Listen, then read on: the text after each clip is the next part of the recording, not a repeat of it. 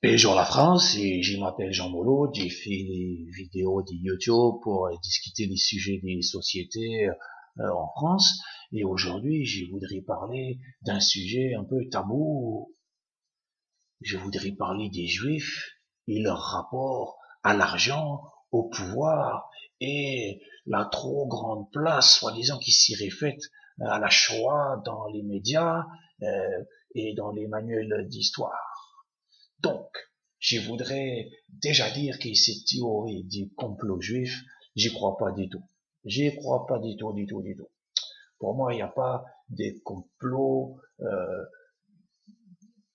ourdi par les juifs qui se seraient secrètement organisés, entendus pour décider des destinées de notre monde et du sort de nos juifs pour pouvoir s'accaparer toujours plus de richesses. Ça, j'y crois pas du tout. Mais je voudrais comprendre ce qui pousse beaucoup de gens à, à tomber quelque part dans ce piège.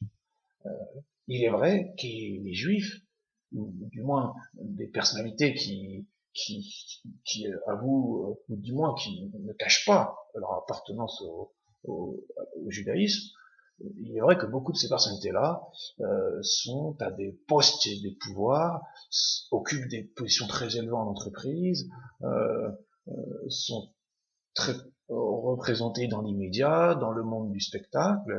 C'est une réalité. C'est une réalité. Mais je voudrais aussi rappeler que ça n'a pas toujours été le cas. Par exemple, euh, les Juifs sont aussi quelque part très influents aux États-Unis, mais il fut un temps où il n'y avait pas de Juifs, ou très peu aux États-Unis. Et puis, quand ils sont arrivés en masse au début du XXe siècle, ils étaient très pauvres. Ils n'avaient aucune influence, rien du tout. Et pour ce qui est de la France, au lendemain de la Seconde Guerre mondiale, pour les raisons tragiques que l'on connaît, euh, le pouvoir, ou du moins l'influence de la communauté juive était réduit quasiment à néant. Donc, certes, aujourd'hui, beaucoup de personnalités juives exercent un rôle très important dans nos sociétés, mais ça n'a pas toujours été le cas. Donc, la question, c'est comment en sont-ils arrivés à se hisser aussi haut dans les sociétés où ils sont présents. Et ma réponse, c'est celle de l'éducation. Je crois qu'il y a quelque chose de fondamental dans la culture juive, c'est le rôle de l'éducation. Que l'on soit pauvre, que l'on où que l'on soit, s'il y a une chose qu'on ne peut pas enlever à un juif, c'est quelque part cette volonté de transmettre à ses enfants cette importance de l'éducation. L'éducation est très valorisée, le fait d'être étudié à l'école, de travailler, de vouloir être le premier de la classe, ça c'est très important. Et c'est cette espèce de conscience de l'importance de l'éducation, et plus que jamais aujourd'hui dans cette société de la connaissance, qui leur a permis, je pense, en quelques générations, de toujours pouvoir se hisser très dans les sociétés dans lesquelles ils ont pu arriver en tant qu'immigrés, sans sous, pauvres comme job. Donc, c'est ce qui s'est passé aux États-Unis, c'est ce qui s'est passé en France après la Seconde Guerre mondiale, en une, deux générations jusqu'à aujourd'hui.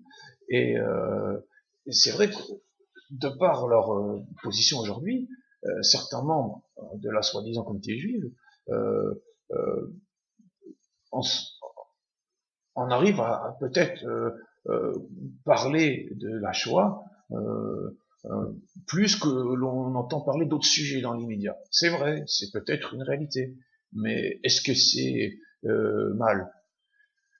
Je ne crois pas, j'y crois pas qu'on puisse reprocher à quelqu'un de vouloir parler d'un sujet qui lui est cher si quelque part surtout s'il a les moyens de pouvoir s'exprimer parce qu'il occupe une position qui le permet. Je pense que pour ceux qui considèrent qu'on parle peut-être trop de ce sujet-là et pas assez d'autres sujets, euh, je pense que la réponse n'est pas d'imaginer un complot, de vouloir déposséder quiconque de quoi que ce soit. L'idée, c'est de se dire comment faire pour nous aussi acquérir suffisamment d'influence pour pouvoir parler de ces autres sujets qui nous sont chers.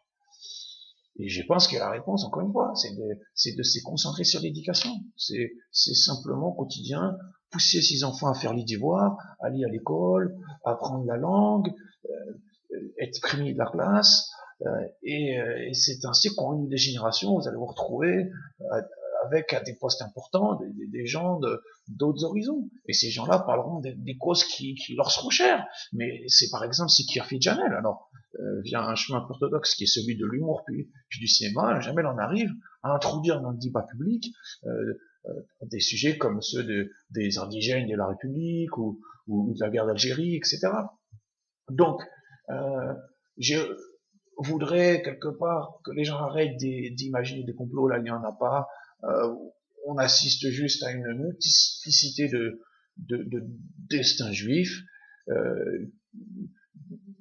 qui, pour chacun, de par ce bagage culturel qui a encore beaucoup de validation, a fait que oui, on a aujourd'hui entre guillemets une communauté qui est bien insérée dans la société et qui exerce une certaine influence, c'est vrai. Mais pour moi, l'influence n'est pas un gâteau, n'est pas un jeu à somme nulle. On peut soi-même chercher à gagner de l'influence par ailleurs, d'ailleurs par la même méthode qui, je pense, est noble et à vrai dire l'avenir de l'humanité, celle de l'éducation. Voilà, j'espère que j'ai pu apporter quelques éléments d'y réponse et je suis bien sûr ouvert à toutes les questions pour débattre de ces sujets.